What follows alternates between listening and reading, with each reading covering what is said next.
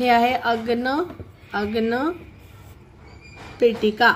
म्हणजे हे शब्द जे आहेत ते पहिल्या चॅप्टर्स मधून बघून ते शब्द तुम्ही पाठ करून ठेवू शकता. म्हणजे हे आजचे मार्क आपल्याला 4 मिळतील. मग आता हे तालिका पूर्ण करायचे. मग बालिका या शब्द आहे, मुनिभ्याम आहे आणि भानो आहे. तृतीया, पंचमी आणि सप्तमी. मग हे तर सोपं आहे. आजचे मार्क आहे बालिका या. नंतर आपण ट्रिक बघणार आहोत हे शब्द कसे लक्षात ठेवायचे. पण ही तृतीय विभक्ती आहे बालिका या. बालिकाभ्याम, बालिकाभिः काय येणार? बालिकाभ्याम, बालिकाभ्याम, बालिकाभिः. मग मुनीचं पंचमी काय येतं? मुने हे, मुनिभ्याम, मुनिभ्या. कुठल्याही याचं पंचमी नेहमी भ्याम आणि भ्याच येणार. मुनिभ्या. आणि भानव, भानव, भानो, भानवोहो,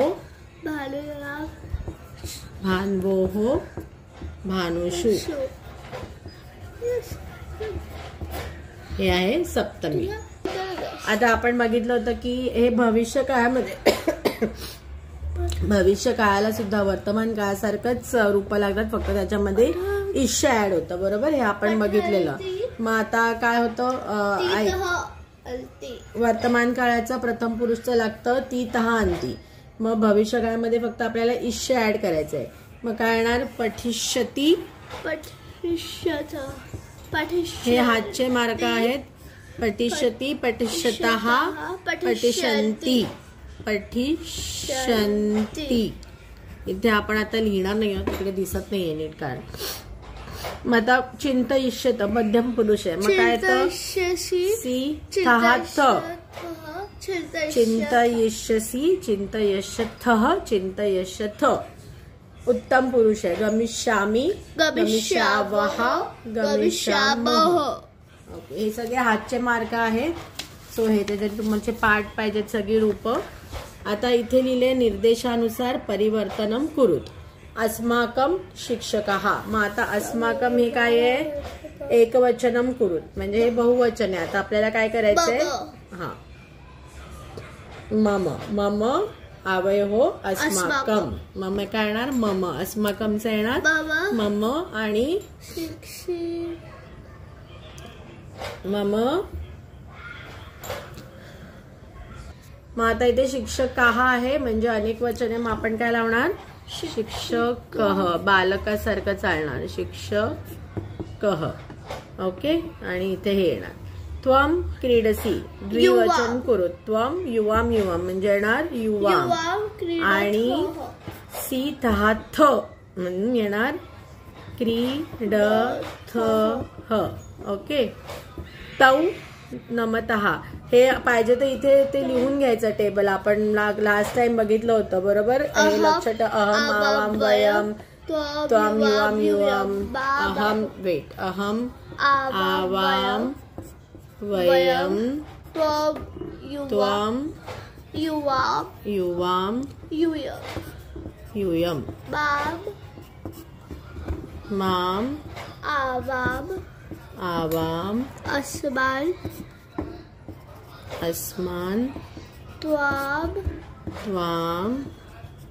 युवाम, युष्मान, मम, आवयोः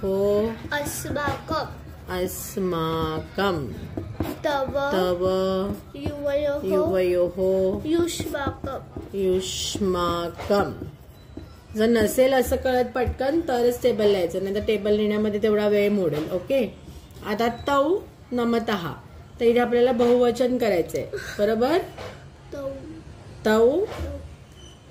आता इथे नमतः आहे. नमतः कशामध्ये?